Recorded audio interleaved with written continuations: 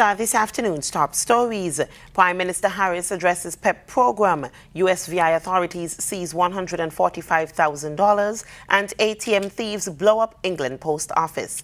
Good afternoon and welcome to the ZIZ Midday Newscast. Today is Tuesday, January 5th, 2016. I am J.D. Keynes.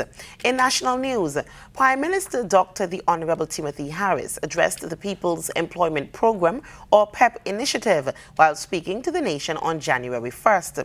This as much speculation surrounds the program, which had been heavily criticized by Team Unity during the most recent election campaign. Referring to PEP as a knee-jerk reaction to the filing of the motion of no confidence, Dr. Harris said while there may be merit in some aspects of the program, some facts are undeniable. The program is unsustainable as is presently formulated. It has cost the country over $165 million to date. A recent productivity and performance assessment of the program by the Caribbean Development Bank has revealed that of the more than 4,000 workers that were on the PEP program, less than 140 benefited from sustainable training. Dr. Harris said the government is urging employers to fully employ PEP workers. Most workers have been on PEP since its inception. Full-time, permanent employment is still very much out of the reach of most persons in the program. We want PEP workers to be fully employed by their employers in 2016 and their wages to reflect the fair value of their work. The government cannot continue to subsidize the labor pool of private sector firms. It stands to reason that if any business intends to remain viable, it cannot have its workforce being paid by PEP. He said the government intends to revamp and repurpose the program this year. In this regard, we solicit the ongoing cooperation of the Chamber of Industry and Commerce and the Hotel and Tourism Association. The redesigned program should be multifaceted and be inclusive of a training and recruitment mechanism that facilitates measured entry into and graduation out of the program on a consistent basis. We seek the support of our private sector partners as we reorganize and recalibrate the PEP programs. Prime Minister Dr. the Honorable Timothy Harris. In more news, Prime Minister Harris has reiterated calls made in the 2016 budget address for there to be greater efficiency within the civil service. Speaking during his New Year's address on January 1st, Dr. Harris stressed the need for improved service delivery, noting that while the historic civil service model is one based on the award of increments, employees should not partake in the culture of entitlement.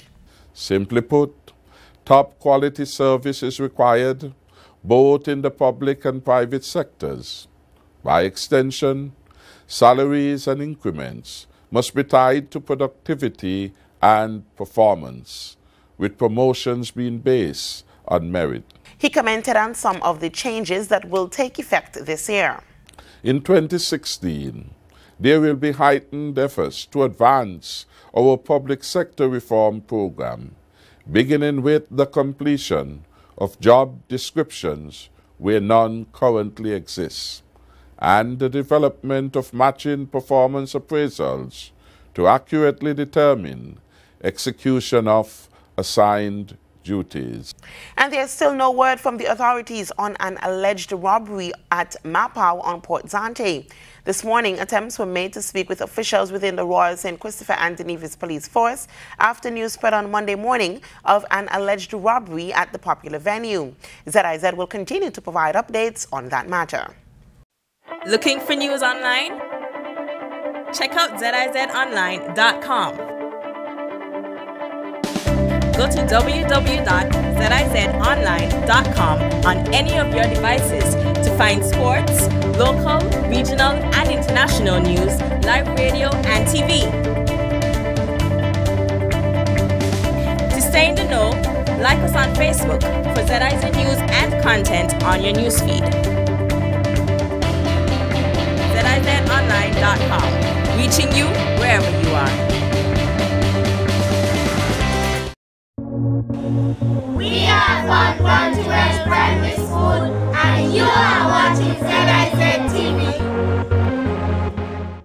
Regionally, there are still no leads on as Guyana's police department investigates a case where a woman perished in an early morning fire after being robbed and beaten in her home. Royston Drakes tells us more. Hope West Coast Babis residents are peeved this evening with the Guyana Police Force and Fire Service after a villager perished in a fire set by bandits. There is Anita Bachan, 49. She met a painful death after two bandits reportedly invaded and robbed her home, then set the building on fire. Residents said the ordeal started just around 2 Sunday morning when two cutlass bandits stormed the home demanding cash and jewelry. The woman's son managed to escape with chop wounds. A neighbor recalled what was told to him about the incident. They start to beat them. Okay. Then beat them from 2 o'clock till 4:30. And when them burn on the house now, them tape up the by hand and the 2 foot and the mouth. The same he does to the old lady. And the boy said when they're ready for leave, and lay the mattress inside this room here with fire. And we saw that he tried for creep, and they had an inside step. He said the outside step, they had an inside step down here. And he said creep, and when he reached on the step, he toppled and come straight down the bottom. The bandits reportedly got $30,000 in cash, but were demanding more. After freeing himself, the man then attempted to save his mother, but by this time, the building was engulfed in flames. That's the old lady, and he try and can't save the old lady. The young man is currently in hospital nursing chop wounds. The police are continuing their investigations into the matter. Reporting for Capital News, Royston Drakes. U.S. Customs and Border Protection CBP Air and Marine Operations AMO agents reportedly seized $145,000 from a vessel operated by 3 U.S. citizens. All suspects were released pending further investigation. Caribbean News Now is reporting that during a maritime patrol, a St. Thomas-based Marine crew located a vessel with 3 men traversing the waters of the U.S. Virgin Islands. The vessel heaved and was escorted for inspection into a local marina, where one of the vessel's occupants attempted to flee and was subsequently detained. He reportedly had a brown bag that contained US $145,000, which was seized for civil forfeiture under Title 18 USC Section 981. Internationally, a village post office in England was blown up by thieves attempting to steal an automated teller machine or ATM at the front of the building. A spokesman for the Ashton Police Department reported that cash was stolen, but unable to determine the stolen amount. Here's more. 3 people have been arrested after a village cash machine was blown up by thieves attempting to steal the machine from the front of a post office. The explosion happened in the early hours of Monday in Long Ashton near Bristol. A spokesman said cash was stolen, but it is not yet clear how much is missing, and the 3 people arrested are being held on suspicion of causing an explosion with intent to endanger life. The owners, who are away on holiday, learned of the news after being called by police. They said they are devastated by the news and are now flying home to assess the damage to the store. The pair added, "We would like to thank everyone in the community who has been so supportive at this time." Police said they wanted to hear from anybody who was in the area at about 3:30 a.m. GMT. Afghan forces have killed a group of insurgents who were held up in a house near the Indian consulate, ending a 24-hour siege. More in this report. Afghan special forces fire at insurgents in the northern city of Mazar-e-Sharif. 3 militants shut themselves into this house after they attacked the Indian consulate nearby. After 24 hours, the siege ended. All attackers were killed and they've left behind light and heavy weapons they were using during the attack. Police say they're investigating the identities of the insurgents. The provincial governor has blamed enemies of peace and stability for the attack. Insurgents who attacked an Indian airbase in Pathankot are still battling forces there. The spate of violence comes as Afghanistan tries to repair ties with India and Pakistan and restart peace talks with the Taliban.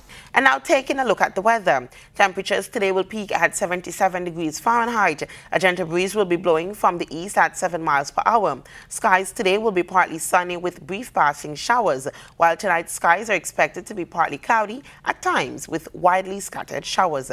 Seas are moderate with swells up to 6 feet, and small craft operators are asked to exercise caution. Sunset for today will be at 5:50, and the sunrise for tomorrow will be at 6:41 a.m. That brings us to the end of ZIZ's Midday Newscast.